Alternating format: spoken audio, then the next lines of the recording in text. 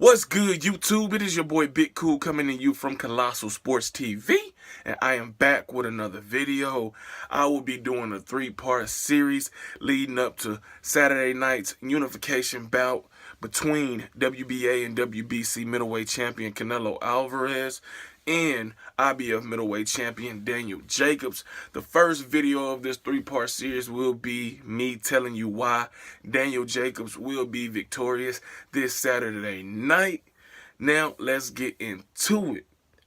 Daniel Jacobs has a 3.5-inch height advantage. He is 5 feet 11.5 inches tall compared to Canelo Alvarez, who is 5 feet 8 inches tall. He also has a 3-inch reach advantage. He has a reach of 73 inches compared to Canelo Alvarez's 70-inch reach.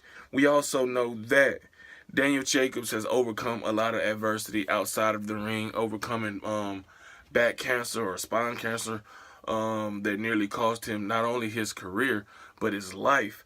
But he made a miraculous recovery, which is why he changed his name to Miracle Man. And you know, he finally obtained his goal of becoming a champion. He was the WBA regular middleweight champion, but that was just a secondary belt. Now that he's the IBF champion, winning that vacant title over his good friend Sergey Derevchenko, his confidence is at an all-time high. And we all know that he has been stopped before, way back, I want to say, I think it's 2006, against Dmitry Pirog, who was a terrific fighter who unfortunately had his career cut short due to back injuries. But he did stop, Danny Jacobs. A lot of people, say cancer might have been in his body. But we're not going to speculate on that because we just don't know for sure. But other than him being knocked out by Pirog, he has been dropped multiple times in his career. He's been dropped by by Gennady Golovkin. He was dropped by the light-hitting Sergio Mora. So that raises question marks. But he has shown a durable chin. He's been in there with Golovkin, like I just said. He got knocked down in the 3rd round of their fight, but battled back and, in my opinion, won that fight. But why he wins this fight against Canelo Alvarez, there's a few reasons. This guy is capable of fighting out of either stance, the orthodox or the southpaw stance. And while he's not as technical and fundamentally sound as Erislandy Lara, who is a natural southpaw, he's just as athletic, if not more athletic, than Erislandy Lara. He also packs a bigger punch, you know what I'm saying? And with that reach and with his ability to box, he could take advantage of the shorter, naturally smaller Canelo Alvarez, make him reach, trying to, get his punches off and land something effective on Jacobs. And he could, easily pick him off from the outside. But not only can he box from the outside, he can also fight on the inside, even though that is not his strong suit. And I don't want to necessarily say he can fight on the inside. He does good work to the body on the inside. If he's in and out, that's where he's more successful. You know what I'm saying? He's very explosive.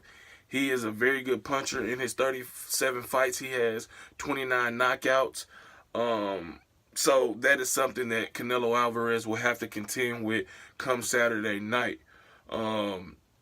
Also, Jacobs is underrated on the defensive side. He does do a lot of slipping, rolling, bobbing and weaving from shots coming in from his opponents, as he did against Maciej Solecki.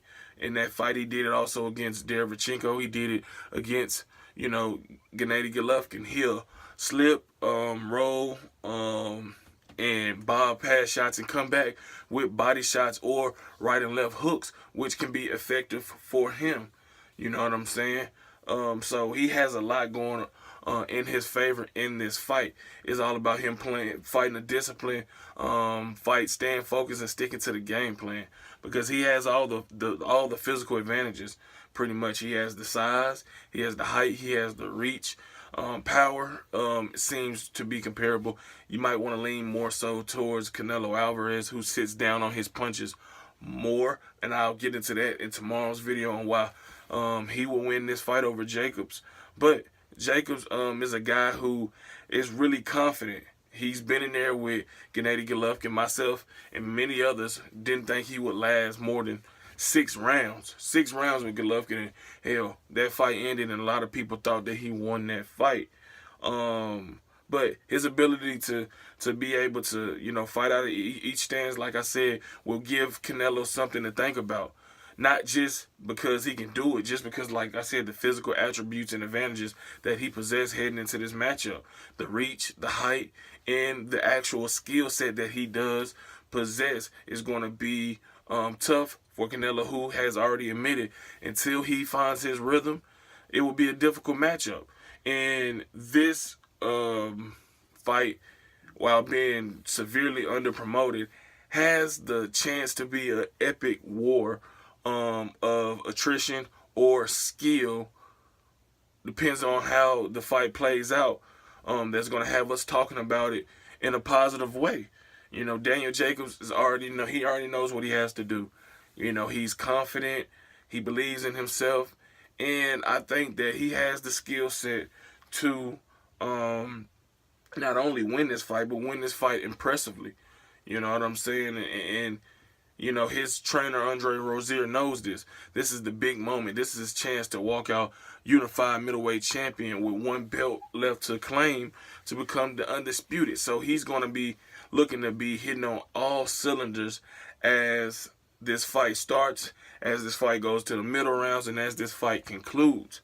But he definitely has a legit chance at pulling off the upset, even though some people are dismissing him.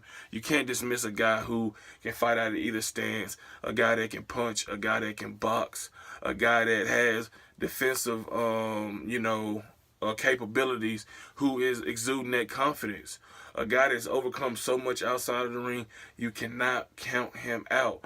And also, I want to touch on the body work. I mentioned it briefly. He does go to the body tremendously well. You know, when he throws those body shots, he digs deep and he sits down on those body shots when he throws them. And we know that Canelo Alvarez doesn't like it to the body. You know what I'm saying? Canelo is going to really have to be, you know, clicking on all cylinders and able to keep up with an elusive Danny Jacobs, who will, you know, get on his bicycle and elect to box and move if he feels that's the necessary game plan on how to become, you know, victorious. So pay attention to the body attack early from Daniel Jacobs. He needs to start there from the beginning of round 1 and all the way up to the duration of the fight.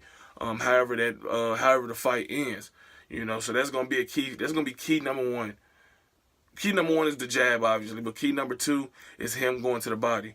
You know what I'm saying? He's gonna have to stagnate Canelo Alvarez, wear him down, make him hurt to the body, where he drops those hands to protect those ribs, and then tee off on him up top. You know, he also has a very underrated punch that people don't speak a lot on, is the uppercut. He loves to throw the right uppercut. He loves to throw the left uppercut. If he gets in range enough and your head is right there on a swivel, he will, or right there in the center line, he will not hesitate to throw that uppercut. So we're going to see how he performs come Saturday night. Those are the reasons why I feel he will be victorious. This is not official prediction, so remember that will come Friday.